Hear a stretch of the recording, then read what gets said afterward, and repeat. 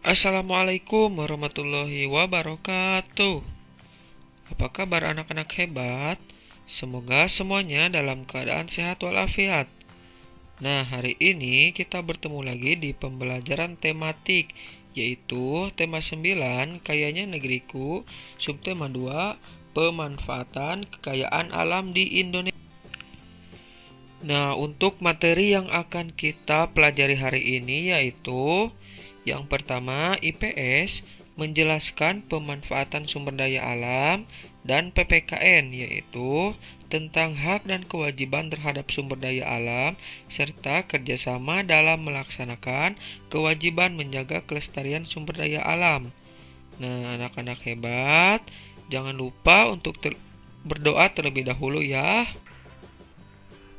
Nah, anak-anak hebat, masih ingat apa itu SDA atau sumber daya alam?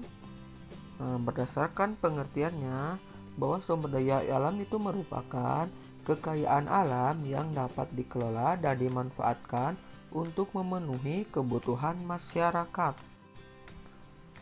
Nah, masih ingatkah bahwa Indonesia itu memiliki sumber daya alam yang melimpah? Nah, sumber daya alam tersebut itu dapat menghasilkan kekayaan alam berupa hasil pertanian, hasil perkebunan, hasil perikanan, dan hasil tambang. Nah, sumber daya alam tersebut itu kemudian dimanfaatkan oleh masyarakat Indonesia dalam kehidupan sehari-hari. Kemudian ada juga berdasarkan hasil pertanian itu berupa padi, sumber daya alam yang di perkebunan, nah, itu bisa berupa dimanfaatkan sebagai bahan makan.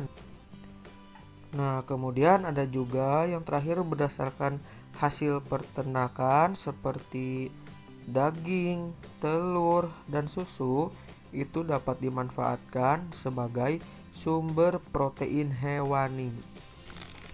Nah, jadi itu merupakan tentang pemanfaatan sumber daya alam. Tadi ada tentang perkebunan, pertanian, dan peternakan.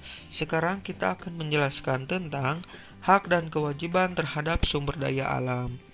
Nah, kita telah mengetahui bahwa Indonesia itu memiliki sumber daya alam yang melimpah.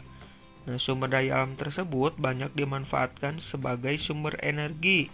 Misalnya, tumbuhan, laut, minyak bumi, gas alam, batu bara, dan lain-lainnya. Nah, semua sumber daya alam tersebut itu perlu dimanfaatkan dengan bijak agar masyarakat dapat sejahtera dan menikmatinya secara terus-menerus. Nah, untuk mewujudkannya, kita perlu mengetahui dan menjalankan hak beserta kewajiban terhadap sumber daya alam tersebut. Nah, sekarang perhatikan hak dan kewajiban masyarakat terhadap sumber daya alam. Nah, yang pertama itu ada hak memanfaatkan hasil pertanian sebagai bahan makanan. Nah, lalu kewajibannya adalah kita harus membudidayakan tanaman pertanian dengan baik. Nah, yang kedua, hak kita bisa menikmati keindahan sumber daya alam. Nah, ada juga kewajibannya, yaitu kita harus menjaga kelestarian sumber daya alam.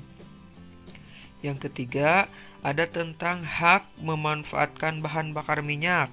Nah, bahan bakar minyak juga itu kita memiliki kewajiban, yaitu menghemat penggunaan bahan bakar minyak. Nah, yang keempat, ada hak tentang memanfaatkan air untuk keperluan minum, mandi, dan mencuci.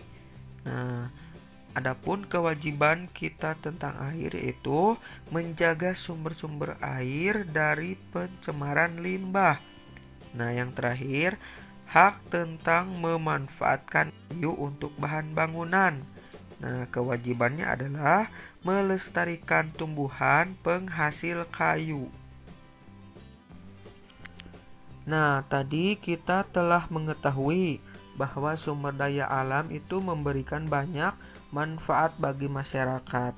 Nah, akan tetapi pemanfaatan sumber daya alam yang berlebihan secara terus-menerus, itu dapat menimbulkan permasalahan. Misalnya, ketersediaan sumber daya alam yang habis atau tercemarnya sumber daya alam tersebut.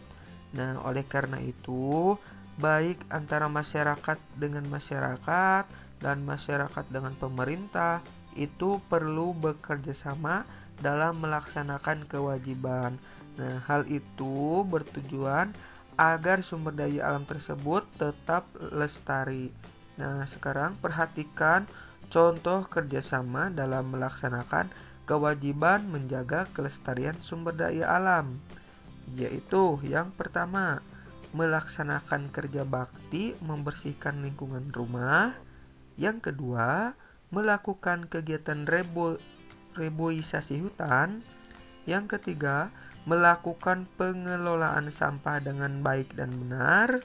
Yang keempat, menyediakan tempat sampah di beberapa titik lokasi penting yang sering dilalui masyarakat, seperti taman. Nah, serta yang kelima yaitu pemerintah daerah berpartisipasi dalam membersihkan sungai dari sampah, seperti menyediakan alat-alat pengeruk sampah.